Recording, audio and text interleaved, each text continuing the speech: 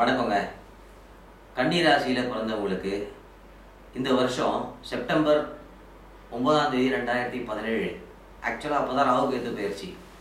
அதுக்கு அடுத்தது அதே 12ஆம் தேதி செப்டம்பர் குரு பகவான் உங்கள் ராசியிலிருந்து துலா ராசி 2ஆம் ராசிக்கு வரார்.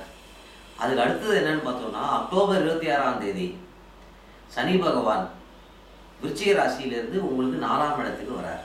அப்போது இந்த செப்டம்பர்லேருந்து அடுத்த அக்டோபர் வரைக்கும் குரு பகவான் 2018 வரைக்கும் துலா ராசியிலே இருக்கிறதுனால ராகு கேத்துவும் சனியும் அதே இடத்துல இருக்கிறதுனால அதுக்கான பலன் என்னன்னு சொல்லும்போது தான் உங்களுக்கு அது ஓரளவு கரெக்டாக அமையும். என்னன்னு சொல்கிறேன். ஃபஸ்ட்டு உங்களோட ஆரோக்கியத்திலேருந்து ஆரம்பிக்கிறேன்.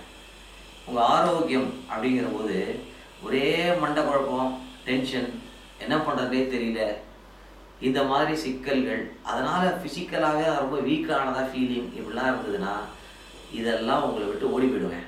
ஓடி போய் ஒரு strong mind and a strong body you will get as with respect your health and mind. சரி, நான் எஜுகேஷன் பண்ணுறேன் அப்படிங்கிறவரா நீங்கள் இருக்கீங்க, ஹையர் எஜுகேஷன் பண்ணணும்னு ட்ரை பண்ணுறேன், இல்லை எஜுகேஷனுக்கு தடையாக இருக்குது அப்படின்னா டெஃபினட்டாக you will have a very good education. ரொம்ப நல்ல ஒரு க்ரோத் அண்ட் சக்ஸஸ் கண்டிப்பாக எஜுகேஷனில் இருக்கும். சார் நான் எஜுகேஷன்லாம் முடிச்சிட்டேன், நான் வேலைக்கோ வியாபாரமோ பண்ணிட்டு இருக்கேன், கன்னி ராசி இருந்து எப்படி இருக்கும் அப்படின்னு கேட்டிங்கன்னா கண்டிப்பாக இந்த 2 வருஷ காலங்கள் இருக்குது பார்த்தீங்களா, ரைட் ஃப்ரம் 2016 ஆரம்பித்து இது வரைக்கும் நம்ம எதிர்பார்த்த பொசிஷனுக்கே நம்ம வர முடியல. என்ன பண்ணுறோன்றது தெரில. நம்ம ஒர்க் பண்ணோன்னா அது ரெகக்னிஷன் இல்லை. நம்ம ஒன்று சொன்னால் நம்ம பாஸ் வேற ஒன்று சொல்லுவான். அவர் சொன்னதையே நம்ம பண்ணால் கூட நீ பண்ணது சரியில்லைன்னுவான். இல்லை நம்ம சொந்தமாக பிஸ்னஸ் பண்ணலான்னு பார்த்தோன்னா எது பண்ணாலும் பணம் போயிட்டே இருக்கும், நத்திங் இஸ் கம்மிங் இன்.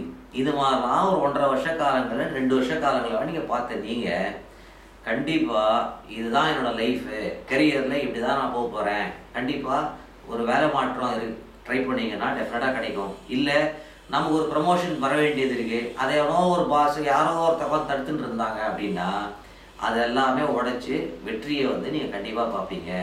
அப்போது பிஸ்னஸாக இருந்ததுன்னா பெரிய லெவல் எக்ஸ்பேன்ஷன் கண்டிப்பாக உங்களுக்கு உண்டு.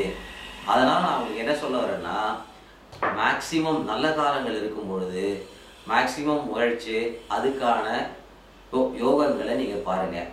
இந்த 1 வருஷ காலங்கள்ன்றது உங்களுக்கு வெற்றியை கொடுக்கக்கூடிய காலங்கள்.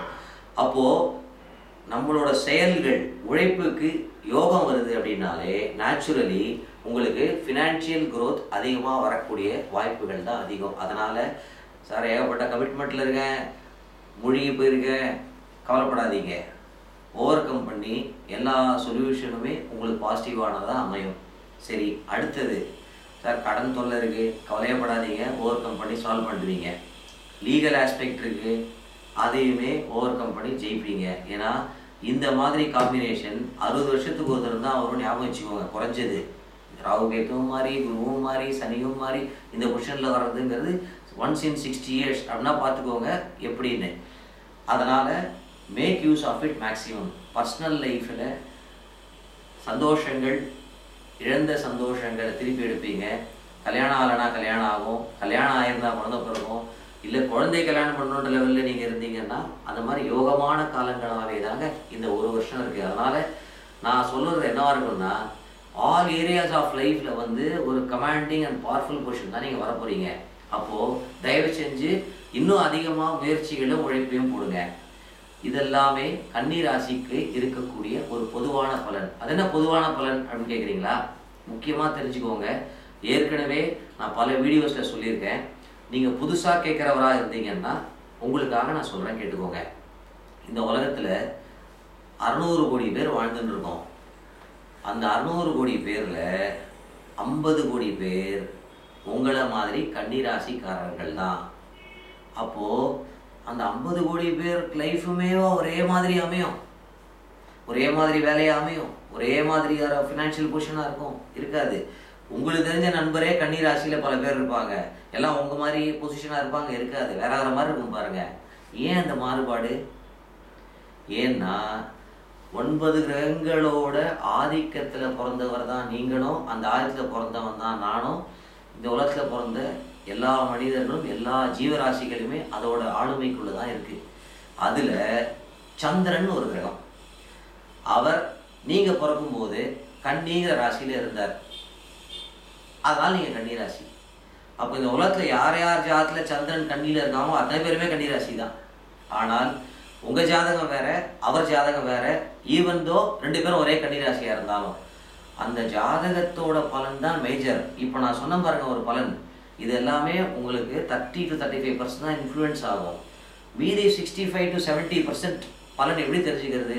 உங்கள் ஜாதகம் தான் பேசும். உங்கள் ஜாதகத்தில் உங்களுக்கு வருமானம் இன்க்ரீஸ் ஆகும்னு நான் சொல்கிறேன்னா, உங்கள் ஜாதகத்தில் வருமானத்துக்கு அதிபதியாக இருக்கக்கூடிய கிரகம் பலமாக இருந்து அவரோட ஆதிக்கம் இப்போ உங்களுக்கு இருந்ததுனால் இந்த பலன்கள் இருக்கும். அவர் ரொம்ப வீக்காக இருந்து மோசமான கண்டிஷனாக இருந்தால் பலன்கள் வராது. அதனால தான் சொல்கிறேன், அந்த பலன்கள் எப்படிங்கிறத தெரிஞ்சுக்கோங்க. அது எப்படி தெரிஞ்சுப்பீங்க? ஃபஸ்ட் டைம் இந்த வேர்ல்ட் பை காட்ஸ் கிரேஸ் நேராக என் வெப்சைட்டுக்கு வாங்க, yourgoodtime.in. அதில் உங்களோட name, date of birth, time of birth, place of birth, அது சில டீட்டெயில்ஸ் கேட்கும். பொறுமையாக கொடுங்க, சப்மிட் பண்ணுங்கள். என்ன ஆகும்னா, உங்களோட ஜாதகத்துக்குன்னு ஒரு பலன் இருக்குது பார்த்தீங்களா, அதை அந்த ஆண்டவன் மூலியமாக நான் ஒருத்தர் தான் பண்ணியிருக்கேன். உங்களோட ஜாதகத்துக்குன்னு வீடியோவாகவே ப்ளே ஆகும். இதே கன்னிராசி இன்னொருத்தர் இருப்பார், அவர் date of birth, time, place of birth வேறு இருக்கும். அவர் ஜாதகத்தை போட்டு பாருங்கள், வேறு பலன் வரும். அந்தந்த ஜாதகத்துக்குன்னு பலன் சொல்லியிருக்கேன். அகைன் பை காட்ஸ் கிரேஸ் தான். அது எப்படி இருக்குன்னு உங்கள் பாஸ்ட் லைஃப் எல்லாம் சொல்லியிருப்பேன். அதை ரேட் பண்ணுங்கள். அதுக்கப்புறமா ஒரு கன்க்ளூஷனுக்கு வாங்க. இது எல்லாத்தையும் விட ரொம்ப முக்கியமான விஷயம் என்னென்னா, யோகங்கள் இருக்கும்போது அது அதை மேக்சிமைஸ் பண்ணணும். அதுக்கு கடவுள் அனுகிரகம் வேணும். ஒவ்வொருத்தரோட ஜாதகத்துக்குன்னு தெய்வங்கள் இருக்குது, கோவில்கள் இருக்குது. இந்து மத கலாச்சாரத்தில் மட்டும்தான் எவ்வளோ பெரிய ஒரு அரிய ஒரு பொக்கிஷம் இருக்குது, வேறு எங்கேயுமே கிடையாது. எவ்வளோ தெய்வங்கள் இருக்குது பாருங்கள். சிவன்கிறோம், பெருமாளுங்கிறோம், பிள்ளையாருங்கிறோம், முருகன்கிறோம், அம்பாளுங்கிறோம், துர்கைங்கிறோம், ஏகப்பட்ட தெய்வங்கள், மகாலட்சுமிங்கிறோம், தாயாருங்கிறோம், ஆண்டாளுங்கிறோம், எவ்வளோ தெய்வங்கள். ஒரு தெய்வம் எடுத்துக்கோங்க, பெருமாள். அவராவது ஒரே பெருமாளாக இருக்காரா? திருப்பதியில் போனால் ஸ்ரீனிவாசனுங்கிறோம், ஸ்ரீரங்கம் போனால் ரங்கநாதருங்கிறோம், காஞ்சிபுரம் போனால் வரதராஜ பெருமாளுங்கிறோம். ஆனால் பெருமாள் ஒரே பெருமாளுங்கிறோம். இது எல்லாமே ரொம்ப டெக்னிக்கல். அது உங்களுக்கு ரொம்ப I don't want to disturb you lot. ஒன்றும் இல்லை, உங்கள் ஜாதத்துக்கான கோவில் எது அப்படின்னு தெரிஞ்சு நாங்கள் போகும்போது தான் பரிபூர்ண பலன்கள் வரும். எனக்கு குரு சரியில்லை, ஆலங்குடி போகிறேன், இல்லை தட்சிணாமூர்த்திக்கு பண்ணுறேன், இல்லை ராகுவுக்கு நான் திருநாகேஸ்வரம் போகிறேன், காளஹஸ்தி போகிறேன் அப்படிங்கிறதுலாம் ஒரு பொதுவான பலன். எப்படி கன்னிராசிக்குன்னு ஒரு பலன் சொல்கிறேன், அதில் ஒரு 50 கோடி பேரில் ஒரு 5 கோடி பேருக்கு நடக்காது. அவங்கள பற்றி நான் கவலைப்படல, நானாக இருந்தால் சந்தோஷம். அந்த 45 கோடி பேர் இருக்கான் பாருங்க, கஷ்டப்படுறானே, அவனை சால்வ் பண்ணுறதுக்கு தானே ஒரு ஜோசியரோட வேலை. கஷ்டப்படுறவனை ஜெயிக்க வைக்கிறது தான் ஜோசியரோட வேலையை தவிர வேறு எதுக்காகவும் அவர் கிடையாது. உங்களோட ஜாதத்துக்கான கோவில் எதுன்னு தெரிஞ்சு அந்த கோவிலில் போய் தெய்வத்தை வழிபட்டு பாருங்கள், சகல சௌகங்களை நிச்சயம் பெறுவீங்க. இது நான் சொல்ல, நம்ம முன்னோர்கள் சொல்கிறத உட்காந்து நான் சொல்லிட்டு இருக்கேன். நன்றி, வணக்கம்.